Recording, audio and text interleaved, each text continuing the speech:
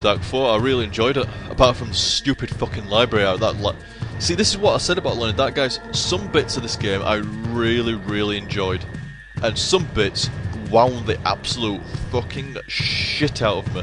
Like, really bad, so annoying. Like, some gripes everywhere, like the stupid collision detection, like, you gotta get a precise point on a platform so you can jump up or jump down it.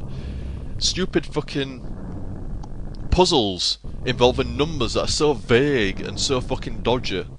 Just dumb. Stupid library boss that's like fucking so tough. Not in, I mean, you just shoot him, it's not exactly hard to stun lock him to the point where you get hit, but it takes so many hits. And then you get to the end boss, of which, I mean, how many bosses were there altogether? 2? See, out of 2 bosses, one was just stupid in the fucking worst place in the entire game. I fucking hate that library. Fuck off. Go to options just so you do that again. Yeah, one boss in the fucking library, and he just takes so many fucking hits, there's just no need. And then the end boss, like I said, there's only 2 bosses, and the other boss, the end boss, is just ridiculously fucking stupidly easy. Absolutely stupidly easy. I mean, you shoot him a few times, go get that spear dead. It's so unsatisfying. Like I said, I spoiled Quake 1 for you a little bit there. But at least it was like a build up to that, like, bit in Quake 1. Like I said, I'm not going to say any more about that because there's no point spoiling it for you. Not like there's anything to really spoil. You see what I mean when you actually watch Quake 1, which will be uploaded directly after Alone in the Dark, but even still, yeah, not exactly much to spoil there, but at least it was a build up to that. I mean, that Morton guy, you didn't even see him until last hour or so, last hour and a half, something like that, and then he spoke about twice, of which none of it was really interesting. And then he's dead. And then he comes back as undead fucking LeChuck Morton. And then he's fucking... Then you kill him with fucking Indian Carnby? What the fuck? It's just... It's so what the fucked out. It's what the fuck. That's how what the fuck it is. That entire last... That set there, guys, just what the fucked out me completely. Really dodgy. It's like they just didn't... It's like they couldn't be asked. Even the ending sequence. Stupid, like, insta-slap that meant nothing. So, oh yeah, they're coming. It was right abrupt and right, like, no effort gone into it, Joe, to make it, like, good. It's like they just give up at the end and thought, you know what, can't be asked now. I don't think anyone's actually going to get past that library bit anyway. Fucking add those 2 combinations from photographs you can't even find. LOL. Try fucking figure it out, dudes. It's no point even doing ending bit. Do we even need an end boss? Do we even need an ending fucking CG? No, we don't. No one's going to figure it out. So it's just like they didn't even bother trying, because I must have thought, well, no reviewer, because there's going to be no walkthrough, especially when Alone in the Dark came out. It's not like you could just type in and get a walkthrough piss easy. So there wasn't going to be easy on hands-on access to walkthrough, so the majority of reviewers reviewing Alone in the Dark at the time wouldn't have got there, because if they'd have got there, they'd have been kind of like, that's kind of like the worst ending. Really fucking bad. I'm a bit disappointed by that, I've got to say. I am a little bit disappointed. Overall, I enjoyed playing it. There's no doubts about that, I did enjoy playing it. But that end bit did leave a sour taste in my mouth, really bad. I did not like that end bit in the slightest. It was just running around for the entire... Come on, guys, for what? For the majority of that set, I was running around with a gun with infinite ammo, occasionally bumping into shit and having to shoot it, and then I'd run around some more, bump into something else, shoot it, and run around. I mean, the shooting stuff, that's the thing as well, the running felt unneeded, it was just boring. And the shooting stuff felt like it was just an annoyance, like an obstruction, stopping you from getting through the boringness as fast. And then you get to the end boss, and it's boringly fucking easy. Just a boring end to for what was a good game. I mean, I did enjoy the game, but it was a boring fucking end, man. Jesus Christ. I mean, it's like I say, I thought Dead Space had a bad end. Like, I mean, well, yeah, I don't know. That was really bad. I mean, the thing with Dead Space's ending was kind of like, by the end of Dead Space, I knew the deal with Dead Space. I had Dead Space's number. I knew it wasn't going to be anything extra special.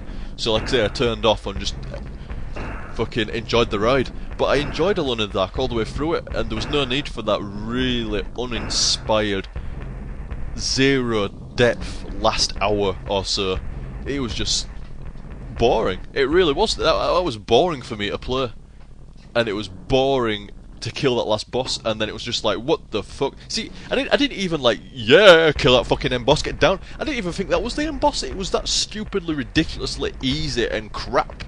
It felt like it might have been like, oh, he's gonna come back to like actually have a proper fight now. That felt like the warm up. You don't fight an end boss and get the feeling that that's the warm up stage. That's not an end boss. That's a joke. And then you get some cheese ball, like one of the worst ending CGs I've ever seen.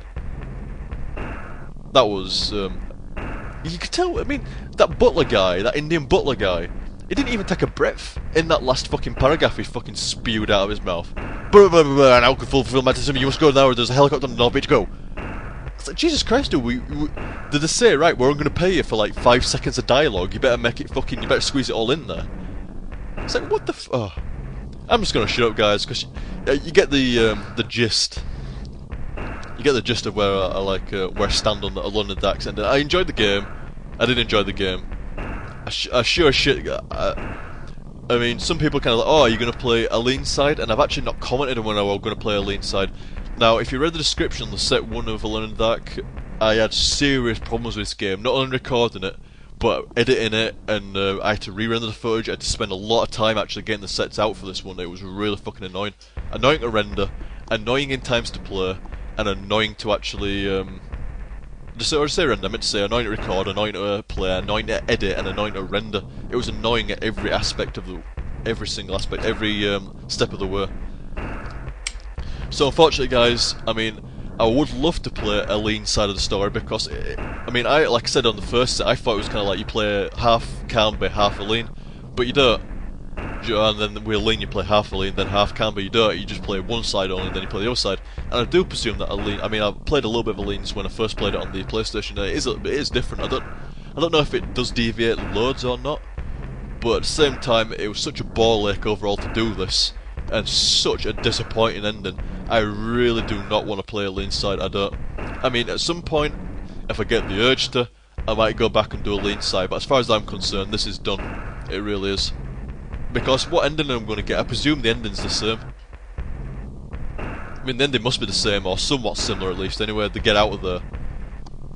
So they get out of there with a pit. I mean, the end boss might not be the same. I mean, I don't know. Maybe it is. Maybe it isn't. But either way, I can't be arsed going through all the Aline's side just to get what I presume. I mean, that's Carnby's ending, the main character. So what's Aline's ending going to be like? It can either be equal to or shitter, and that's equal to shit or shitter than shit. I don't know what's shitter than shit. So therefore, it's just some weird fucking factor that hurts my brain to figure out. It's either going to be shit or a different shade of shit. Either way, you can pretty much guarantee you flip a coin, and either fucking side it comes up, it's gonna be shit. So there's no point playing it. There's just no point playing it. I've done very few games that I've really, you know, blasted at the end. And I sure as shit, if I'd have blasted it and there'd been like a second part to doing it, I wouldn't have gone back and doing it. There's a second part to doing this, I ain't gonna go back and do it. There's no point.